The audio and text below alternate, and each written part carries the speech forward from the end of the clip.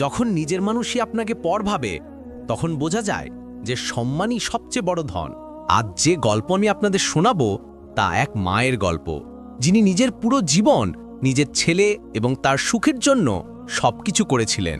কিন্তু যখন সেই ছেলে এবং পুত্রবধূ মায়ের সম্মান সবার সামনে খারাপ করল, তখন তাকে নিজের আসল পরিচয় দেখাতে হলো। এই গল্প শুধু টাকার নয়, এটা আত্মসম্মানের গল্প এবং সত্যিকারের সংস্কারের গল্প। তাহলে চলুন শুনি। শান্তা দেবী, যাকে সবাই ভালোবেসে শান্তা মা বলতো, তিনি আজ ৬৬ বছর বয়সে পৌঁছে গিয়েছিলেন এবং একটা ছোট শহরে থাকতেন। তার স্বামী রমেশজির মৃত্যুর ৫ বছর হয়ে গিয়েছিল। সেই সন্ধ্যায় শান্তা দেবী তারই সবচেয়ে বড় রেস্তোরাঁয়, যেটা পুরো শহরের সবচেয়ে দামি বলে মানা হতো, সেখানে এক কোণের টেবিলে বসে কফি খাচ্ছিলেন।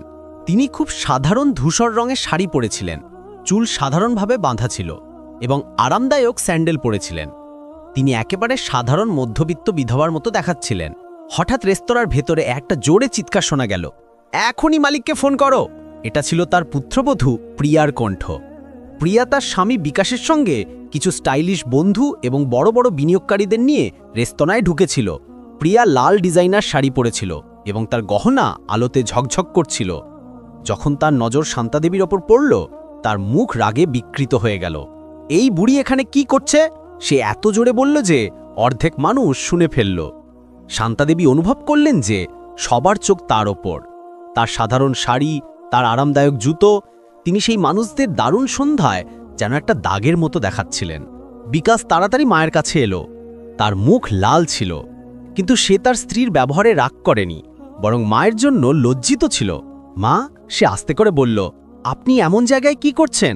আপনি কেমন কাপড় পরেছেন? এটা কতটা লজ্জার ব্যাপার। এই কথাগুলো শান্তা দেবীর হৃদয়ে ছুরির মতো লাগলো, কারণ এটা তার নিজের ছেলে বলেছিল। তিনি চুপ রইলেন, কিন্তু তার হাত সামান্য কাঁপছিল। প্রিয়া ততক্ষণে ওয়েটারের উপর চিৎকার করেছিল, ম্যানেজারকে ডাকছিল, আমার ম্যানেজার চাই। এই মহিলা এখানে থাকতে পারে না। এটা একটা পজ জায়গা, থাকার জায়গা নয়। এটাকে তাড়াতাড়ি বের করে দাও। পুরো রেস্তোরাঁয় হালকা গুঞ্জন শুরু হয়ে গেল। ধনী মানুষেরা তাকে করুণার দৃষ্টিতে দেখছিল, যেন শান্তা দেবীর উপস্থিতি দিয়েই সেখানকার ভালো পরিবেশ নষ্ট হয়ে গিয়েছিল। বিকাশ তাড়াতাড়ি মায়ের কাছে এলো। তার মুখ লাল ছিল, কিন্তু সে তার স্ত্রীর ব্যবহারে রাগ করেনি, বরং মায়ের জন্য লজ্জিত ছিল। মা, প্লিজ, আমরা এখানে গুরুত্বপূর্ণ মানুষদের সঙ্গে আছি, আপনি সবকিছু নষ্ট করে দেবেন। আপনি কি যেতে পারেন না? নর্থ এন্ডে সস্তা ঢাবা আছে, সেখানে চলে যান। তাদের জন্য সবসময় বিনিয়োগকারী এবং গুরুত্বপূর্ণ মানুষই জরুরি ছিল।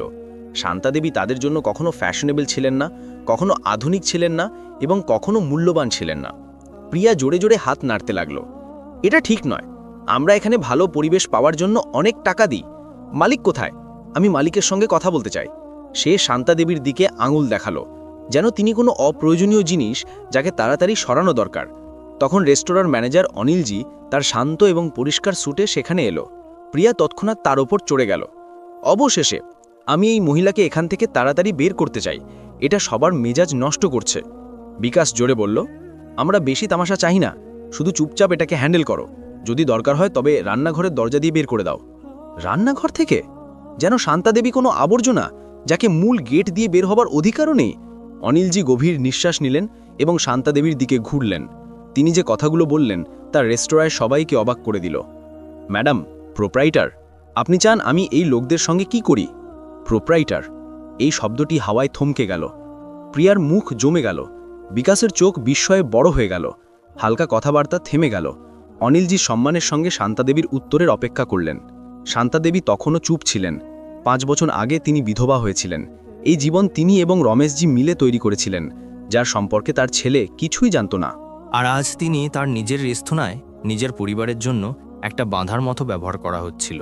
প্রিয়ার চোখ ঝাপসা হলো, বিকাশের মুখ ফ্যাকাশে হয়ে গিয়েছিল। এই প্রকাশ্য অপমান তাদের হৃদয়ে বছরের পর বছর ধরে জমে থাকা রাগ এবং দুঃখ ছিল। যখন 5 বছর আগে রমেশজির হার্ট অ্যাটাকে মৃত্যু হয়েছিল, শান্তা দেবী ভেঙে পড়েছিলেন, কিন্তু রমেশজি তার পিছনে কিছু রেখে গিয়েছিলেন, যার সম্পর্কে বিকাশ কিছুই জানত না। তিনি এবং শান্তা দেবী মিলে শহরের 7টা বড় রেস্তোরাঁর চেন তৈরি করেছিলেন। তারাই সাম্রাজ্য চুপচাপ তৈরি করেছিলেন। প্রতিটি লাভ আবার ব্যবসায় বিনিয়োগ করেছিলেন। তারা কখনো প্রকাশ করেননি। তারা সবসময় তাদের সেই ছোট বাড়িতে থাকতেন, সাধারণ কাপড় পরতেন। টাকা ব্যবসায় ছিল, দেখানোর জন্য নয়। অন্তিম সংস্কারের পর প্রিয়া ফিসফিস করে বলেছিল যে এখন বিকাশকে এই বুড়ির দেখাশোনা করতে হবে। শান্তা দেবী খুব দুঃখী ছিলেন, তাই তিনি কিছু বলেননি। বিকাশও তার মায়ের সমর্থন করেনি। সে শুধু একমত হয়েছিল যে মা একটা বোঝা। বিকাশ প্রতি মাসে শুধু তখনই আসত যখন তার টাকার দরকার হতো। শান্তাদেবী তাকে সবসময় 50,000 বা 1 লাখ টাকা দিতেন। সে কখনো জিজ্ঞাসা করেনি যে টাকা কোথা থেকে আসে। সে ধরে নিয়েছিল যেটা রমেশজির ছোট্ট সঞ্চয়। শান্তাদেবী কখনো রেস্তোরাঁর কথা বলেননি। হয়তো তিনি ভেবেছিলেন যে সত্য বললে সম্পর্ক নষ্ট হয়ে যাবে। প্রিয়া পরিস্থিতি আরও খারাপ করে দিয়েছিল। সে শান্তাদেবীকে ফ্যামিলি পার্টিতে অপমান করে পরিচয় করিয়ে দিত। এটা বিকাশের মা। তিনি পুরানো পাড়ায় থাকেন, যেখানে তাদের সেই ছোট্ট খাবারের ব্যবসা ছিল। ছোট্ট ব্যবসা, যেন 40 বছরের পরিশ্রমের কোনো মানে নেই। যখন তাদের নাতিন অংশ 2 বছর আগে জন্মেছিল, শান্তাদেবী সোয়েটার বুনেছিলেন, মিষ্টি তৈরি করেছিলেন এবং হাসপাতালে 12 ঘন্টা অপেক্ষা করেছিলেন। যখন তাকে দেখতে দেওয়া হলো, প্রিয়ার আগের সঙ্গে তাকিয়ে বলল, শুধু 15 মিনিট, আমি ক্লান্ত হয়ে গেছি। পরের সপ্তাহে যখন শান্তাদেবী অংশের জন্য বাড়ির খাবার নিয়ে যেতেন, তখন প্রিয়ার কাছে সবসময় অজুহাত থাকত। বিকাশও ফোন তুলতে বন্ধ করে দিয়েছিল। একবার যখন শান্তাদেবী না জানিয়ে তাদের ফ্ল্যাটে পৌঁছেছিলেন, প্রিয়ার রাগে দরজা খুলে বলল, এটা খুব হয়ে গেছে, এখন খুব বিরক্ত হচ্ছে, এবং দরজা জোরে বন্ধ করে দিয়েছিল। সেই রাতে শান্তাদেবী অনেক কেঁদেছিলেন। তিনি তাদের বন্ধু সাবিত্রী দিদিকে ফোন করেছিলেন। সাবিত্রী দিদি বলল, বাস, আর না, তুমি একজন শক্তিশালী মহিলা, চুপ থাকা বন্ধ করো।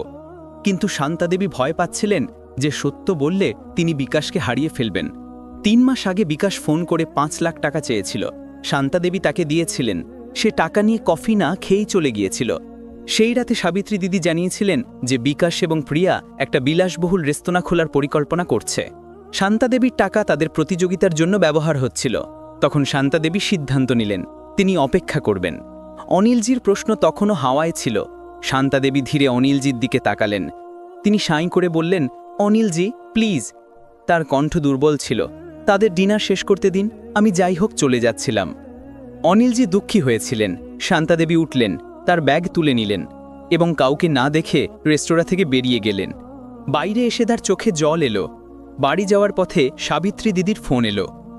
তিনি বললেন, অনিলজি আমাকে সব বলেছেন, এখন আর চুপ থেকো না, সময় এসেছে যে তারা জানুক তুমি কে। শান্তাদেবী বললেন, তারা আমার পরিবার। সাবিত্রী দিদি জোর দিয়ে বললেন, পরিবার তোমাকে এভাবে ট্রিট করে না। 2 সপ্তাহ পর সাবিত্রী দিদি শান্তাদেবীর বাড়ি এলেন এবং জানালেন যে বিকাশ এবং প্রিয়া খুব বড় খরচে, অর্থাৎ 1.5 কোটি টাকার বেশি ঋণে আছে। তাদের বিলাসবহুল জীবন শুধু ঋণের ওপর ছিল। সাবিত্রী দিদি সবচেয়ে খারাপ কথা বললেন। প্রিয়া বলছিল যে যখন শান্তাদেবী মারা যাবেন, তখন তারা তার বাড়ি বিক্রি করে ঋণ শোধ করবে। শান্তাদেবী উঠে দাঁড়ালেন। তার বাড়ি তার ছেলে এবং পুত্রবধূর জন্য শুধু একটা ব্যবসায়িক চুক্তি ছিল। আমি দেখব তারা কতদূর যেতে পারে, এবং যখন সঠিক সময় আসবে আমি তাদের একটা শিক্ষা দেব। পরের সপ্তাহগুলোতে শান্তাদেবী একজন ব্যক্তিগত গোয়েন্দা রাখলেন। জানা গেল যে বিকাশ লোনের কাগজে মিথ্যা বলেছিল। প্রিয়া গহনা বন্ধক রেখেছিল এবং ইন্স্যুরেন্স ক্লেম করে নিয়েছিল। এবং সবচেয়ে খারাপ, প্রিয়া অংশীর ছবি পোস্ট করে মানুষের কাছ থেকে দানের নামে টাকা নিত। কিন্তু টাকা নিজের অ্যাকাউন্টে রাখত। 3 সপ্তাহ পর বিকাশ এলো। তার কণ্ঠ দুঃখী ছিল। মা, আমার আপনার সাহায্য দরকার। আমার জরুরি 4 কোটি টাকা দরকার। শান্তাদেবী জিজ্ঞাসা করলেন, যদি আমি এই টাকা দিতে না পারি তবে? বিকাশ সুমুখ রাগে ভরে গেল। সে চাইছিল শান্তাদেবী তার বাড়ির লোনের জন্য রাখুন। আমাকে এটা নিয়ে ভাবতে দাও, শান্তাদেবী বললেন। বিকাশ রাগে উঠে গেল। ভাবার সময় নেই, আপনি সব সময় সমস্যা করেন। আমি আপনার ছেলে, আপনি কি আমার ওপর ভরসা করেন না? শান্তাদেবী শান্তভাবে বললেন, আমি তোমাকে 3 দিনের মধ্যে উত্তর দেব। বিকাশ দরজা ঠেলে চলে গেল। শান্তাদেবী অনিলজিকে ফোন করলেন। আমাকে এমন একটা পরিকল্পনা করতে হবে যা সবকিছু বদলে দেবে। তিনি অনিলজির সঙ্গে মিটিং করলেন। শান্তাদেবী বললেন, আমি চাই বিকাশ এবং প্রিয়া সবার সামনে জানুক আমি কে। তারা আমাকে অপমান করুক এবং তারপর আপনি সত্যটা বলবেন। অনিলজি নিশ্চিত করলেন যে বিকাশ এবং প্রিয়া পরের শুক্রবার বিনিয়োগকারীদের জন্য সেই রেস্তোরাঁয় ডিনারের জন্য আসছে। শান্তাদেবী মুচকি হাসলেন। আমি সেখানেই থাকব, সাধারণ কাপড়ে, কোণের টেবিলে। সবকিছু স্বাভাবিকভাবেই হতে দিন। বুধবার বিকাশ ফোন করল, মা, 3 দিন হয়ে গেছে, আপনার কাছে টাকা আছে? শান্তাদেবী গভীর নিঃশ্বাস নিলেন। না বিকাশ, আমি তোমাকে 4 কোটি টাকা দিচ্ছি না। আপনি আমাকে না বলছেন? বিকাশের কণ্ঠ খুব নিচু ছিল। আপনি সবসময় এমন স্বার্থপর ছিলেন? শান্তাদেবী বললেন যে তিনি ঋণ শোধে সাহায্য করতে পারেন। বিকাশ রাগে বলল, আমার আপনার গরিব লোকের পরামর্শ চাই না, এবং ফোন কেটে দিল। শুক্রবার শান্তাদেবী তার সাধারণ কাপড়ে রেস্তোরাঁয় পৌঁছালেন। বিকাশ এবং প্রিয়া বিনিয়োগকারীদের সঙ্গে বড় টেবিলে বসেছিল।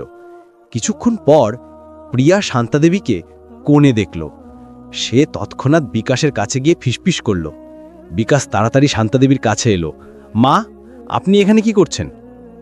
বিকাশের কণ্ঠে রাগ ছিল। প্রিয়া টেবিলে ঝুঁকে বলল, যখন তুমি তোমার ছেলের সাহায্য করতে পারো না তখন এখানে টাকা উড়াতে এসেছো। তুমি এখন যেতে পারো।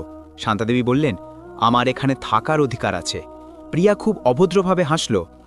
আমি বাজি ধরে বলতে পারি তুমি এখানে সবচেয়ে সস্তা খাবারও কিনতে পারবে না। সে ম্যানেজারকে ডাকল। প্রিয়া অনিলজির ওপর চিৎকার করল, এটাকে তাড়াতাড়ি সরাও, এটা বিরক্ত করছে। অনিলজি শান্তভাবে জিজ্ঞাসা করলেন, ম্যাডাম কি কোনো গোলমাল করেছেন? প্রিয়ার আগে বলল, এর উপস্থিতিই গোলমাল, দেখো কি পড়েছে। অনিলজি রেকর্ড দেখে বললেন, ম্যাডাম একজন নিয়মিত গ্রাহক। প্রিয়া চিৎকার করল, আমি মালিককে ডাকো। অনিলজি মাথা নাড়লেন। বিকাশ শান্তাদেবীকে বলল, মা প্লিজ আমার সাহায্য করো না কেন, আমি এখানেই থাকব। শান্তাদেবী দৃঢ়ভাবে বললেন। বিকাশ রাগে টেবিলের দিকে ফিরে গেল। অনিলজি অফিস থেকে ফিরে এলেন, হাতে ফাইল ছিল। অনিলজি সোজা বিকাশের টেবিলে গেলেন। প্রিয়া খুশি ছিল। অনিলজি ফাইল টেবিলে রাখলেন। তিনি জানালেন যে এই রেস্তোরাঁ এবং শহরের 6টি রেস্তোরাঁ একই ফ্যামিলি ব্যবসা গ্রুপের। তিনি 22 বছরের পুরনো কাগজ দেখালেন। অনিলজি বললেন, এই রেস্তোরাঁগুলোর মালিক হলেন মিস শান্তাদেবী। তিনি রমেশজির মৃত্যুর পর এই ব্যবসা সামলেছেন এবং এগিয়ে নিয়ে গেছেন। বিকাশের মুখ ফ্যাকাশে হয়ে গেল। প্রিয়া চিৎকার করল, এটা ভুল। অনিলজি আরও নথি দেখালেন, সম্পত্তির কাগজ, ব্যবসার সার্টিফিকেট। কোনো ভুল নেই ম্যাম। অনিলজি শান্তাদেবীর দিকে ঘুরলেন সম্পূর্ণ সম্মানের সঙ্গে। পুরো রেস্তোরাঁ চুপ হয়ে গেল। Madam proprietor. অনিলজি বললেন, আপনি চান আমি কি করি? শান্তাদেবী উঠলেন এবং কেন্দ্রীয় টেবিলের দিকে হাঁটলেন। বিকাশ ভয়ে পিছিয়ে গেল। মা, আমি জানতাম না। বিকাশের কণ্ঠ ভেঙে গেল। শান্তাদেবী বললেন, আমি কেন তোমাকে গরিব ভেবেছি? কারণ আমি দেখতে চেয়েছিলাম তুমি আমাকে টাকা ছাড়া ভালোবাসো কিনা, আর আমি আমার উত্তর পেয়ে গেছি। প্রিয়া বলল, আপনি আমাদের ঠকিয়েছেন। শান্তাদেবী উত্তর দিলেন, তোমরা নিজেরা ধরে নিয়েছিলে।